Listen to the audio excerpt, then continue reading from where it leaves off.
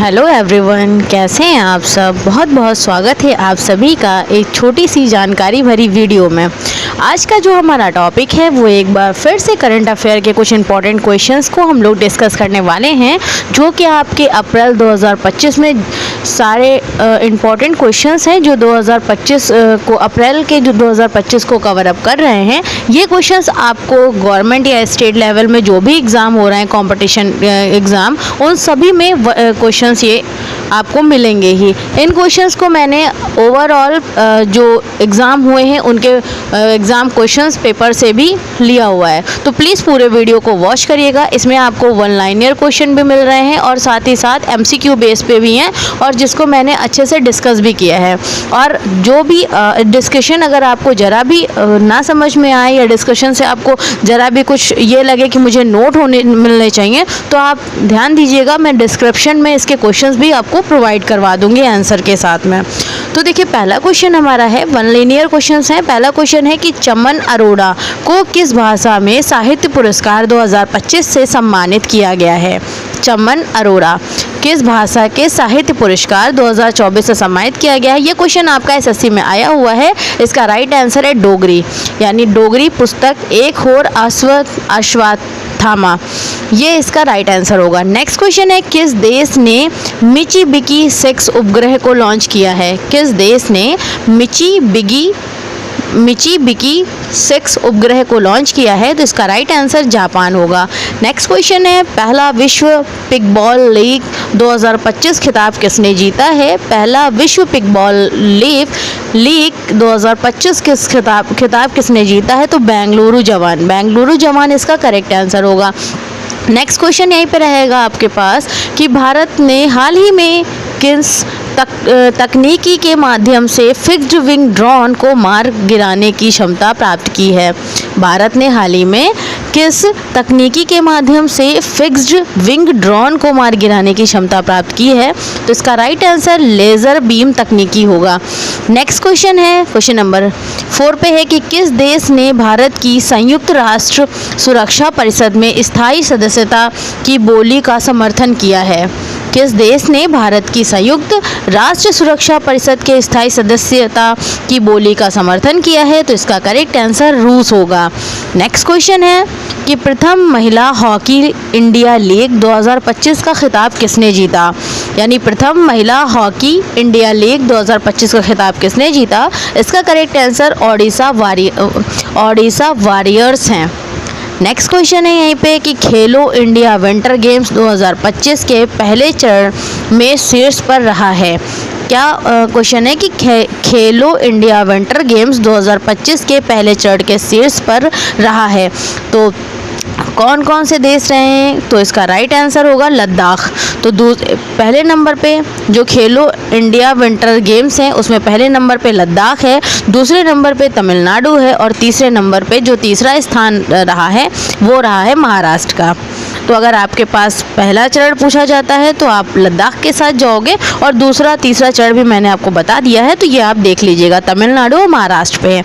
Next question है यहीं पे, विश्व श्रवण दिवस 2025 विश्व श्रवण दिवस 2025 कब मनाया गया है।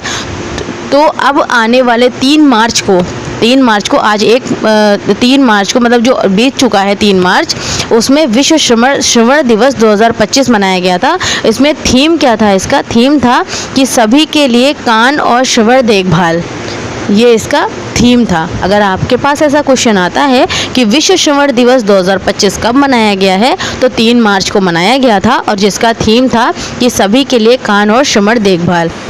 Next question one liner question में ही है। पहला क्वेश्चन यहाँ पे दिया गया है कि किस देश ने पहली बार अंतर्राष्ट्रीय गीता महोत्सव मनाया है। किस देश ने पहली बार अंतर्राष्ट्रीय गीता महोत्सव मनाया है, तो इसका राइट आंसर होगा श्रीलंका। नेक्स्ट क्वेश्चन है कि अंतर्राष्ट्रीय योग दिवस 2025 का मुख्य आयोजन कहाँ हुआ। अंतर्राष्ट्रीय योग दिवस 2025 का मुख्य आयोजन कहाँ हुआ, तो इसका करेक्ट आंसर है ऋषिकेश, उत्तराखंड। नेक्स्ट क्वेश्चन है कि दुनिया का पहला फ्लोटिंग थीम पार्क यानी द रिग किस देश में मनाया जाएगा। दुनिया का पहला फ्लोटिंग थीम पार्क, तो इसका करेक्ट आंसर होगा सऊदी अरब। नेक्स्ट क्वेश्चन है यहीं पे, दक्षिण एशिया का सबसे बड़ा गोला बारूद और मिसाइल कॉम्प्लेक्स कहाँ लॉन्च किया गया है? दक्षिण एशिया का सबसे बड़ा गोला बारूद और मिसाइल कॉम्प्लेक्स कहाँ लॉन्च किया गया है? इसका करेक्ट आंसर कानपुर में, यानी अदानी ग्रुप द्वारा। नेक्स्ट क्वेश्चन है, सहकारी अनाज भंडारण योजना किसने लॉन्च की है? सहकारी अनाज भंडारण योजना किसने लॉन्च की है? तो इसका करेक्ट आंसर होगा अपने पीएम मोदी, यानी प्रधानमंत्री नरेंद्र मोदी जी ने। तो ये क्वेश्चंस जो आपको मैंने बताए हैं वो 1 लाइनियर क्वेश्चंस थे, जो आपको क्वेश्चन आंसर देखने को मिले हैं। ये क्वेश्चंस काफ़ी आपके इंपॉर्टेंट और सेलेक्टेड मैंने बनाए थे। अब इसमें आगे के जो क्वेश्चंस हैं आपको वो एमसीक्यू बेस पे हैं, ज़रा इनको भी ध्यान दीजिएगा।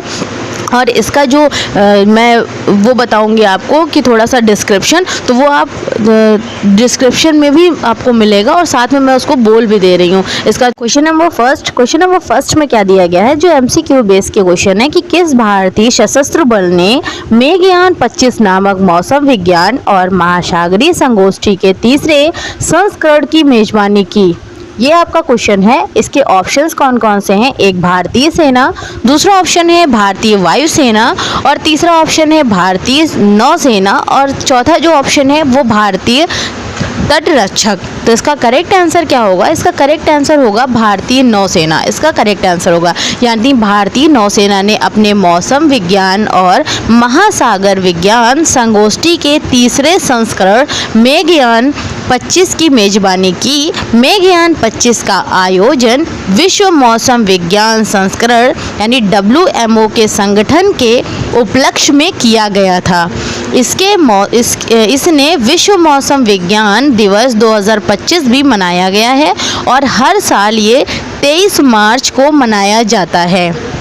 कब मनाया जाता है? 23 मार्च को। यानी मेघयान 25 का विषय एक साथ प्रारंभिक चेतावनी अंतर को बंद करना था। इसका जो मेन वो था विषय, वो एक साथ प्रारंभिक चेतावनी अंतर को बंद करना था।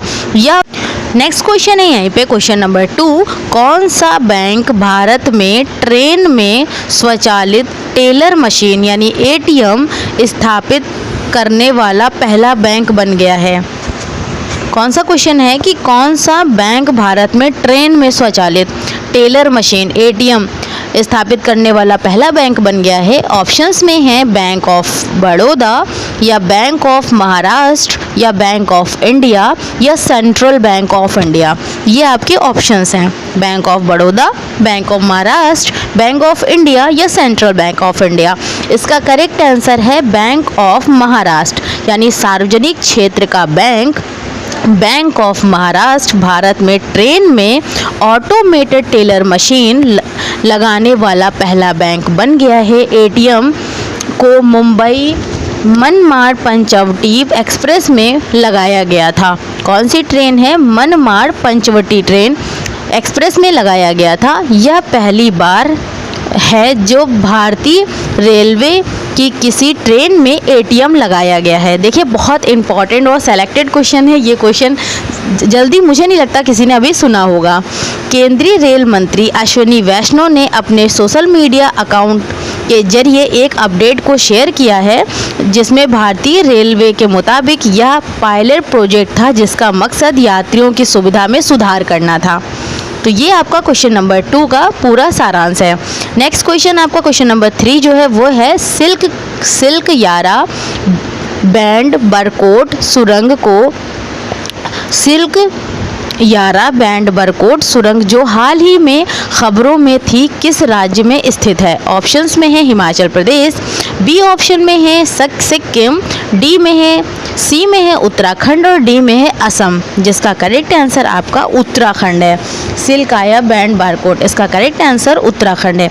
यानी केंद्रीय सड़क परिवहन और जलमार्ग मंत्री ने सिल्काया बैंड बारकोट सुरंग में सफलता को ऐतिहासिक मील का पत्थर बताया। यह सुरंग 531 किलोमीटर लंबी और दो लेन वाली द्विदिशात्मक सुरंग है, जिसमें एक निकास मार्ग भी है। यह उत्तराखंड के धरास यंगोत्री खंड पर स्थित है, जो सिल्काया और बारकोट को जोड़ती है। नेक्स्ट क्वेश्चन नंबर 4 जो है वो क्या दिया गया है कि विश्व राज्य और केंद्र शासित प्रदेश में अप्रैल 2025 में स्वास्थ्य देखभाल पहुंच में सुधार के लिए ई सेहत ऐप लॉन्च किया गया। क्या क्वेश्चन दिया गया है आपका कि किस राज्य केंद्र शासित प्रदेश ने अप्रैल 2025 में स्वास्थ्य देखभाल पहुंच में सुधार के लिए ई सेहत ऐप लॉन्च किया है। ऑप्शंस में है Jammu and Kashmir, B option में है अरुणाचल प्रदेश, सी में है लक्षद्वीप और डी में है सिक्किम। इसका correct answer Jammu and Kashmir होगा। जम्मू एंड कश्मीर इसका करेक्ट आंसर है कि जम्मू एंड कश्मीर के मुख्यमंत्री उमर अब्दुल्ला ने केंद्र शासित प्रदेश में, यानी जम्मू कश्मीर के मुख्यमंत्री कौन है, उमर अब्दुल्ला जी ने केंद्र शासित प्रदेश में स्वास्थ्य सेवा की पहुंच को बेहतर बनाने के लिए ई सेहत ऐप लॉन्च किया है। इस ऐप को जम्मू एंड कश्मीर स्वास्थ्य विभाग ने विकसित किया है। ई सेहत का मतलब electronic solutions for enabling health insurance through technology है। अब देखिए इसका फुल फॉर्म भी मैंने बता दिया है, आप अच्छे से ध्यान दे दीजिएगा कि ई सेहत का क्या मतलब होता है, electronic solution for enabling and express through technology, ये इसका फुल फॉर्म है। और क्वेश्चन नंबर 5 दिया गया है कि अप्रैल 2025 में रक्षा साहित्य महोत्सव कलम और कवच 2.0 कहाँ आयोजित किया गया। क्वेश्चन नंबर 5 है, इसके ऑप्शंस हैं कुछ कि हैदराबाद, चेन्नई, नई दिल्ली, बेंगलुरु। जिसका करेक्ट आंसर आपका नई दिल्ली होगा। यानी एकीकृत रक्षा स्टाफ आईडीएस और रक्षा मंत्रालय के तहत संयुक्त युद्ध अध्ययन केंद्र ने नई दिल्ली को दूसरा रक्षा साहित्य महोत्सव कलाम और कवच 2.0 आयोजित किया। इस कार्यक्रम का जो विषय था मेन वो है रक्षा सुधारों के लिए के माध्यम से भारत के उत्थान को सुरक्षित करना।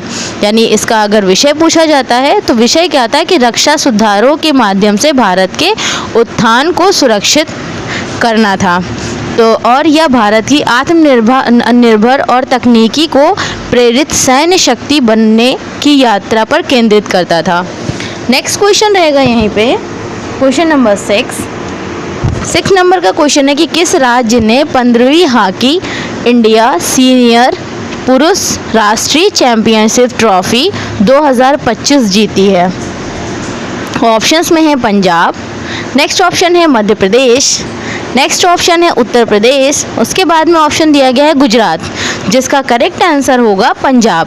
यानी किस राज्य ने 15वीं हॉकी इंडिया सीनियर पुरुष राष्ट्रीय चैंपियन ट्रॉफी जीती है, तो इसका करेक्ट आंसर पंजाब होगा। यानी हार्दिक सिंह की अनुयायी में हॉकी पंजाब के हॉकी मध्य प्रदेश को फाइनल में 4-1 के से हराकर 15वीं हॉकी इंडिया सीनियर पुरुष राष्ट्रीय चैंपियन ट्रॉफी 2025 जीती, जिसमें डिवीज़न ए का फाइनल मैच 15 अप्रैल 2025 को मध्य प्रदेश के झांसी में मेजर ध्यानचंद हॉकी स्टेडियम में खेला गया।